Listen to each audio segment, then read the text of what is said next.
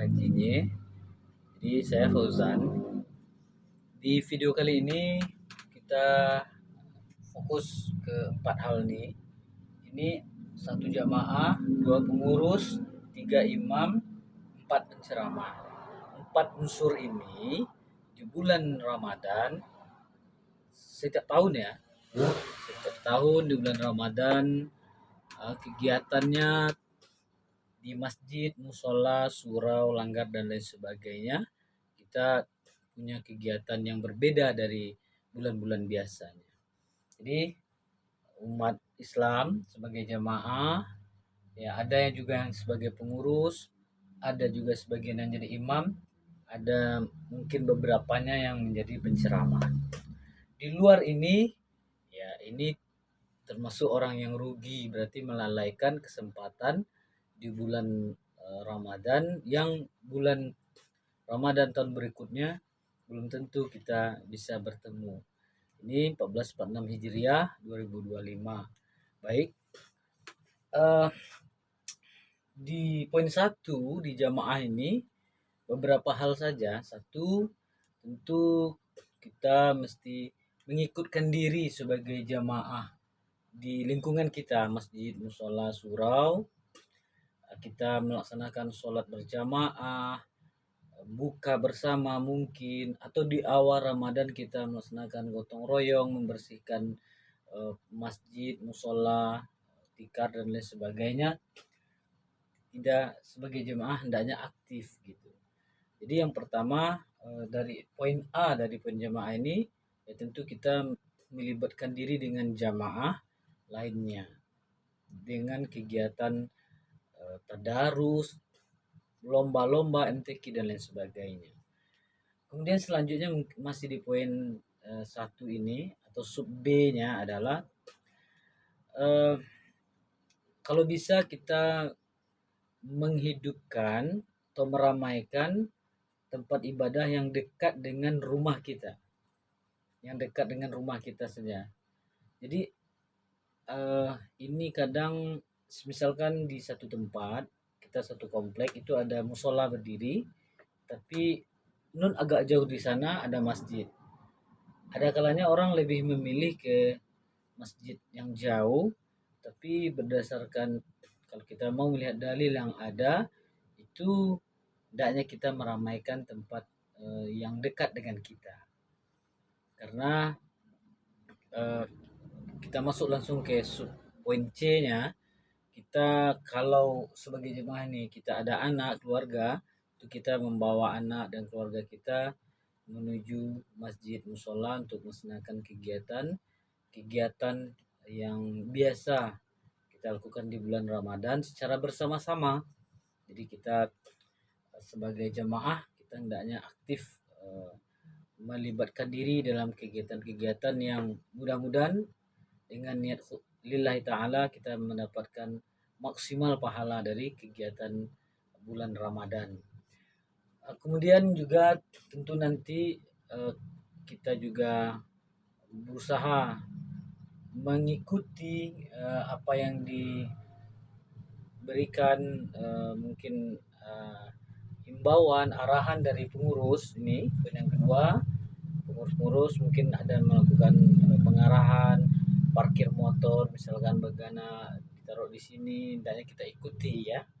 Atau ada program sumbangan mungkin ya, selagi kita bisa dan mampu, tidak membebani kita, ya kita ikuti gitu.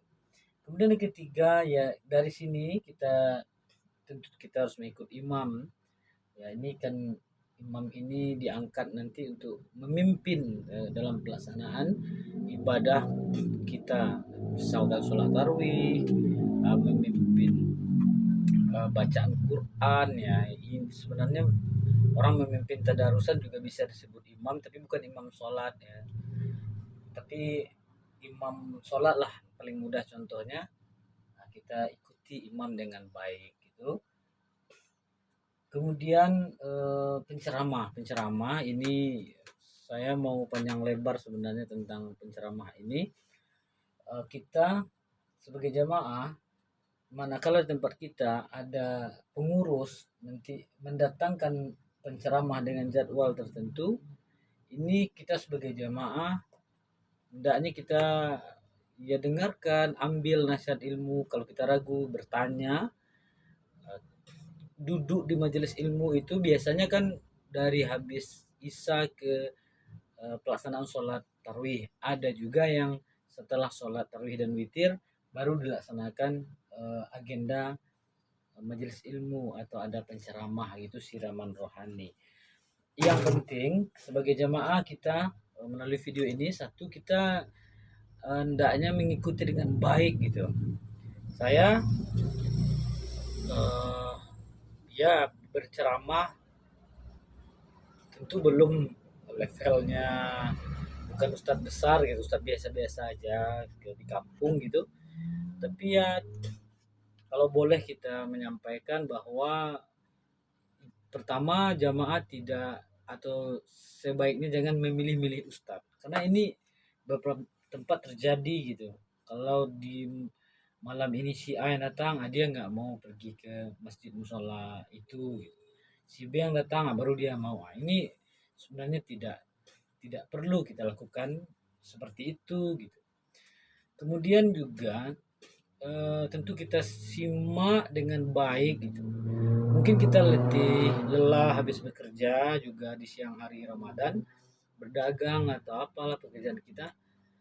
Tapi ada satu hal yang saya benar-benar serius menyampaikan di video ini dan berdasarkan pengalaman juga. Kalau kita sekedar bersandar mungkin, atau kita menunjukkan kaki karena ya tentu tidak di depan ustadz gitu, ya, karena sesuatu dan lain hal, ya tidak terlalu masalah gitu. Sebenarnya kalau yang baiknya tentu kita mendekati, duduk dengan baik gitu, agar hikmat pelaksanaan siraman rohaninya. Tapi kalau jangan sampai kita sebagai jamaah seolah-olah tidak mempedulikan kegiatan majelis ilmu ini, padahal ini penting. Seperti belakangi penceramah itu masih ada nih, tahun 2025 ini terjadi. Ini segi jamaah. Kedua, segi pengurus.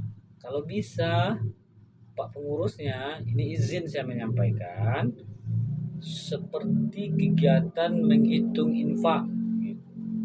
Kalau bisa jangan dalam pelaksanaan penceramah berlangsung gitu. Ketiga, membagikan makanan kalau ada gitu ya. Ya kalau bisa jangan gitu, nanti setelah habis berceramah. Karena saya rasa tidak semua penceramah itu bisa menguasai audiens dengan baik gitu. Jadi dengan kita mendengarkan dengan baik, tidak melakukan hal lain, walaupun itu menghitung infak, walaupun itu di belakang posisi penceramah gitu ya. Kalau rata-rata tempat ini tentu berbeda dengan penceramah kondang seperti Al Ustadz Abdul Somad, mungkin ya itu beda keadaan. Tapi ini rata-rata ya, rata-rata eh, kita mesti berusaha untuk menghadirkan pelaksanaan kegiatan berceramah ini dengan baik gitu. Kemudian juga di pengurus ini dalam mendudukkan imam, poin 3, dan menjadwalkan penceramah untuk poin 4. Kalau ini kan hanya himbauan gitu ya. Ini pengurus mesti segianya mengadakan rapat musyawarah dengan pengurus lainnya, dengan perangkat desa, nagari ya, aparat setempat pemerintahan lah gitu, siapa yang kita dudukkan jadi imam. Dan tentu imam ini ada syarat-syaratnya, bacanya harus baik ya, ada 14 syarat imam, lain waktu coba kita hadirkan nanti. Kemudian imam itu juga kalau bisa standby di tempat, jangan sampai imamnya terlambat gitu ya. Ini sebenarnya di imamnya ada kalau boleh kita tulis nih, ada Bilal. Ini juga Bilal ini biasanya membacakan solawat-solawat, yang membacakan bacaan-bacaan yang biasa dalam pelaksanaan sholat tarawih, mungkin tidak di semua tempat ya. Ini ada bilalnya nanti seperti bacaan subhana malikil ma'bud, subhana malikil mawjud, subhana malikil hayyil ladzi la yamutu wa la yafutu abada, subuhun kudusun rabbuna wa rabbul malaikati waruh. Ini ada Bilal. Kemudian ya kalau untuk uh, ikamah dan lain-lainnya ya tentu boleh juga kita dudukkan satu atau dua orang gitu oleh pengurus ya. Tapi orangnya ini tentu sebaiknya dikhususkan, jangan sampai poin ini tidak ada gitu. Beberapa tempat masih tidak ada gitu. Penceramahnya ada tapi imam tetapnya nggak ada. Ini akan terjadi nanti beberapa hal seperti misalkan di tempat tersebut biasa zikirnya bersama, datang penceramah yang jadi imam di tempat tersebut tidak pakai acara zikir bersama, walaupun ini sebenarnya ada yang masalah khilafiyah, ada yang ini bukan perlu dipermasalahkan, tapi kan kita kan mengikut kebiasaan, itu gunanya pengurus. Jadi kalau ini tidak eh, didudukkan satu orang imam yang tetap di situ, nah ini penceramahnya nanti berbeda-beda. Ada juga penceramah yang bacanya kurang baik gitu. Jadi kalau mesti mengeluarkan kaos untuk imam ini tidak masalah, keluarkan kaos. Kalau untuk cari donatur, jangan donatur penceramah saja, donatur imamnya juga gitu. Oke, baik. Kemudian poin 4 ini kalau tentang penceramah tentu sangat banyak hal yang eh, bisa kita bahaskan di sini. Di antaranya ya kawan-kawan, ustadz-ustadz ya. Ustadz-ustadz, kalau saya kan baru ya mungkin di sekeliling tempat saya saja. Ustadz pertama tentu jangan menerima jadwal itu terlalu banyak. Mungkin subuh ia diterima, kemudian eh, nanti pas tarawih satu. Kalau bagi saya pribadi itu sudah cukup. Nanti ada lagi kegiatan misalkan pesantren Ramadan, ceramah menjelang berbuka dan lain sebagainya. Tidak dilarang selagi kita mampu atau ustadznya mampu, welcome, tidak masalah. Tapi ya ini bisa memforsir tenaga kita nanti ya, tenaga ustadznya nanti gitu.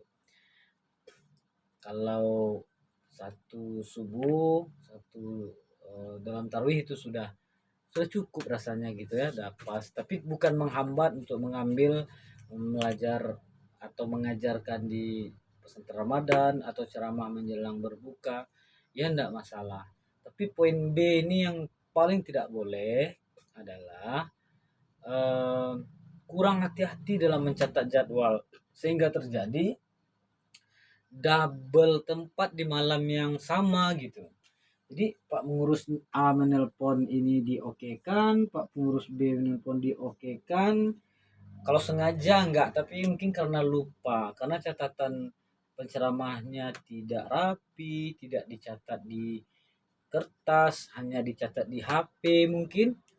Ya, ini berpotensi untuk menimbulkan hal yang dempet kayak tadi. Kalau sudah dempet, syukur tahunya 1-2 hari menjelang hari hanya.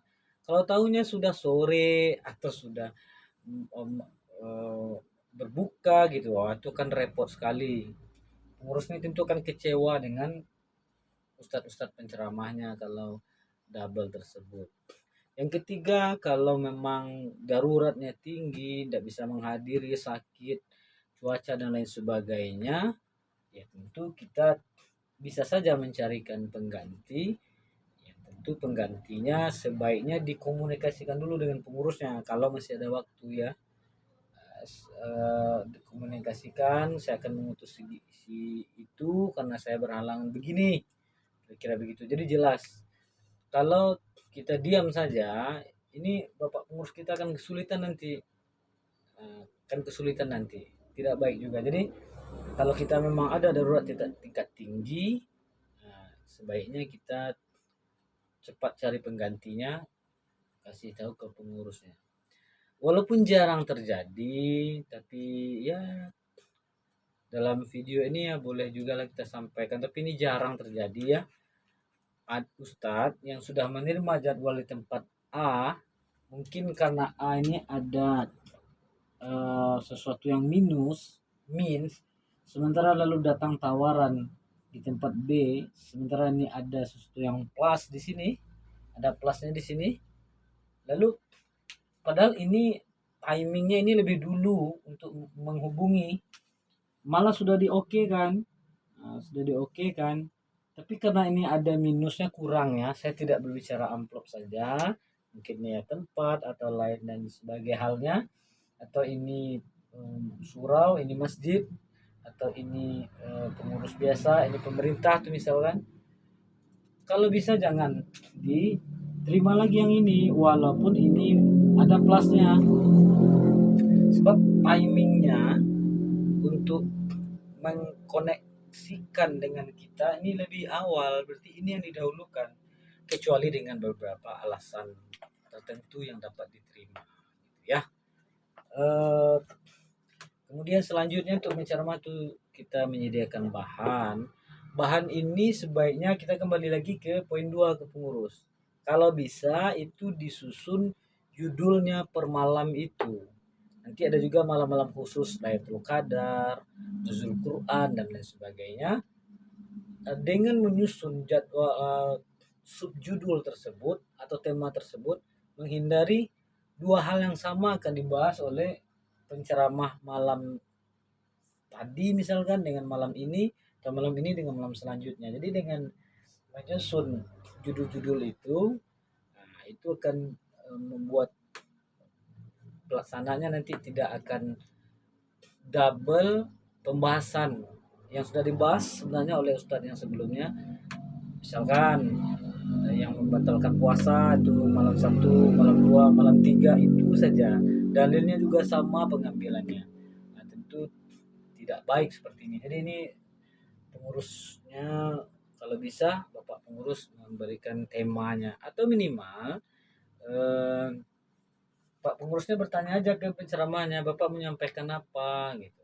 Nah, itu paling minimal, tapi yang paling baik Bapak pengurusnya yang langsung menyusunkan dan mempaskan juga dengan, karena keadaan penceramah ini berbeda-beda, skill secara individualnya mungkin berbeda.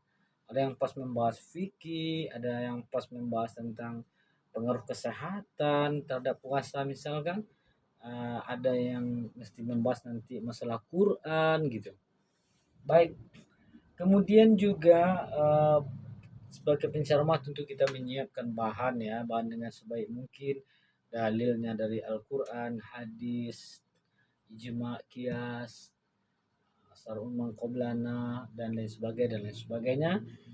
Kita sampaikan matan hadisnya, matan kitabnya, kalau dari kitab, ayat Qurannya kita bacakan dengan artinya. Tidak kita sampaikan hadis Nabi ya, gitu ya. Kalau bisa kita hadis Nabi terdapat dalam kitab ini, riwayat ulama ini gitu. Itu kan jauh lebih baik. Berarti kita kaya dengan dalil-dalil gitu. Sehingga jemaah juga dapat memahami materi yang kita sampaikan itu ada dasarnya. Kuncinya kan itu. Kemudian juga kita tentu sebagai penceramah kita harus tahu ya, karena kita penceramah ini biasanya datang dari tempat yang berbeda gitu. Mungkin ya dalam lingkup satu desa, satu kecamatan lah kira-kira begitu, mungkin saja satu kabupaten. Jadi posisi kita penceramah ya kita fokus ke penceramah saja, tidak perlu kita mengambil porsi imam, langsung porsi imam juga tidak baik, kecuali dalam keadaan tertentu. Kecuali dalam keadaan tertentu bisa saja. Tapi kalau sudah ada imamnya ya jangan kita naik, walaupun kita merasa suara kita bagus, bacaan Quran kita bagus, apalagi kita mungkin banyak dari imam yang ratib atau menetap ini, ya sebaiknya kita tidak melakukan itu kecuali keadaannya tertentu. Terakhir mungkin dalam penceramah ini tentu kita mengingat juga masalah timernya, waktunya. ada beberapa tempat masjid mushola yang berceramah cukup 20 menit saja, cukup 20 menit saja kayak gitu. Ada yang tidak ada peringatan seperti itu, sehingga ceramah yang disampaikan terlalu lama, bahkan ya terlalu banyak hal yang tidak penting mungkin. Karena kalau isinya atau kontennya saja dalam 20-25 menit itu rasanya sudah pas itu ya. Dengan mungkin ada satu dua juk-juknya atau bumbu-bumbu dalam ceramah, tentu kan penting juga, tapi sampai berceramah 1 jam 50 menit untuk konteks ibadah tarawih ya tidak pas dalam dalam pelaksanaan malam-malam terkecuali ada dalam momen nuzul Qur'annya, momen Lailatul Qadarnya, itu bisa jadi. Kira-kira begitu. Nanti coba akan kita teruskan. Kalau ada yang merasa perlu dikomentari, silahkan. Kita nanti akan sambung lagi dalam pelaksanaan bulan Ramadan terutama. Saya akan coba berusaha membuat konten yang kira-kira nanti bermanfaat untuk jamaah, pengurus, imam, penceramah. Disclaimernya adalah saya dari hati tidak niat untuk mengajarkan gitu kan. Bukan untuk mengajarkan, mungkin ya sekedar mengingat-ingatkan. Mana tahu dari yang saya sampaikan tadi bermanfaat, ya silahkan dipakai. Kalau ada yang tidak setuju, kita diskusikan. Semoga yang nonton video ini sehat selalu, berkah rezeki, berkah ilmu, bahagia keluarga, bahagia dunia akhirat. Amin ya rabbal alamin. Assalamualaikum warahmatullahi wabarakatuh.